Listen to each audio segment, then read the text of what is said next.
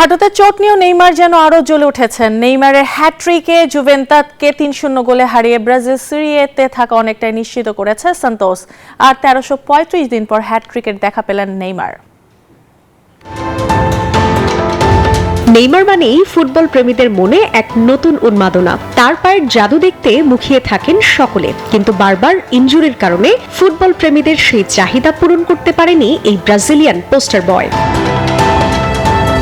শেষ কবে নেইমারকে এমন জ্বলে উঠতে দেখা গেছে তা হয়তো মনে নেই অনেকের। ইনজুরির সঙ্গে লড়তে লড়তে শেষ কবে শতভাগ ফিট হয়ে মাঠে নেমেছেন সেটাও হয়তো ভুলে গেছেন ৩৩ বছর বয়সী এই তারকা।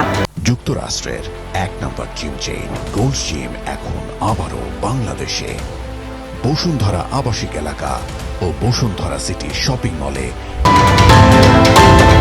বুধবার রাতে জুভেন্তাসের বিপক্ষে ইনজুরি নিয়ে শুরুর একাদশে মাঠে ছিলেন নেইমার। এই ম্যাচটি সান্তোসের লিগে টিকে থাকার জন্য খুবই গুরুত্বপূর্ণ ছিল। ম্যাচের প্রথমার্ধ গোল শূন্য থাকার পর দ্বিতীয়ার্ধের ১৫ মিনিটের ব্যবধানে হ্যাট্রিক করে একা দলকে জয়ের পথে নিয়ে যান নেইমার।